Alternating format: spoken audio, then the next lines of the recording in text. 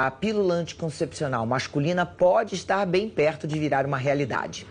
Um remédio experimental já passou aí nos primeiros testes com homens. Essa pílula ela funciona impedindo a produção de espermatozoides. O resultado foi anunciado numa conferência médica muito importante dos Estados Unidos. Quem tem as informações é Candice Carvalho, em Nova York. Oi, Candice. Que pílula é essa? Quanto tempo ela deve levar para chegar nas farmácias, para que ela possa ser usada de fato? Olha, Leilane, apesar disso ter sido considerado um avanço, pode ainda demorar pelo menos 10 anos para que a pílula masculina chegue às farmácias. De qualquer forma, foi uma excelente notícia, está sendo muito comemorada aqui pelos cientistas da Universidade de Washington e de um laboratório da Califórnia, que foram as pessoas que fizeram, né, esse estudo.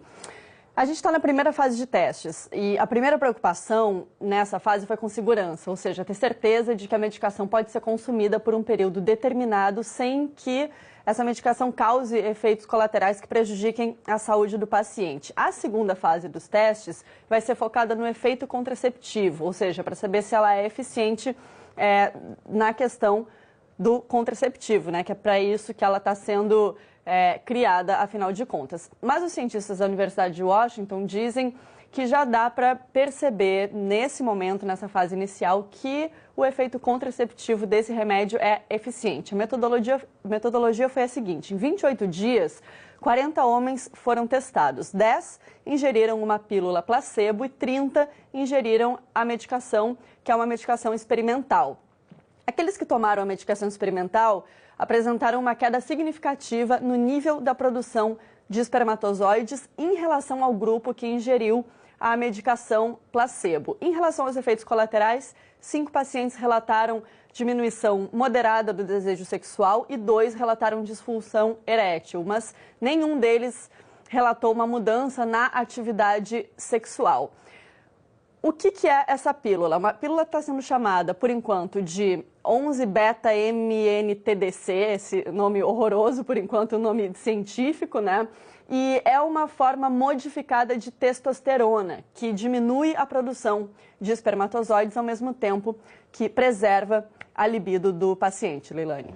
Bom, sem dúvida nenhuma, é uma notícia super importante. Agora, o que não dá para entender é o seguinte: a pílula anticoncepcional feminina, ela é uma realidade há décadas, ela existe há décadas. E a gente sempre se perguntou, por que a ciência está levando tanto tempo para chegar à versão masculina?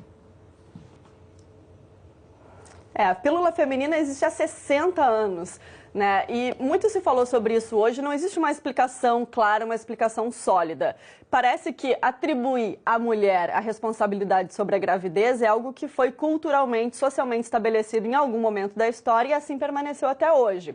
No Reino Unido, uma pesquisa que foi feita em 2015 mostrou que a opinião dos homens em relação a esse assunto fica dividida. De 80 mil homens entrevistados, a metade disse que estaria disposto a tomar um contraceptivo masculino e a outra metade disse que não sabe ou que não estaria disposta a tomar um contraceptivo masculino. Um cientista inglês disse que a indústria farmacêutica não acha que exista um mercado para esse tipo de medicamento, ou seja, não acha que os homens comprariam esse tipo de remédio. Agora, se a ciência deu esse passo, né?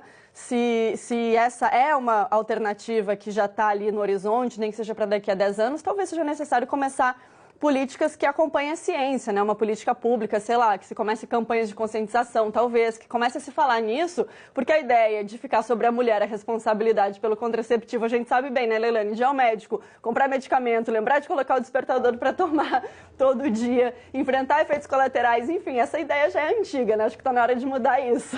Vamos repartir essas responsabilidades, né? E se a gente parar para pensar, também 60 anos atrás não era comum um homem trocar fralda de filho, o homem dar mamadeira, e agora já é. Então, quer dizer, vamos dividir essa parte aí, né? Vamos dividir com os dois, afinal, os dois é que fazem, os dois têm direito de ter essa responsabilidade. Obrigada, Candice. Beijo.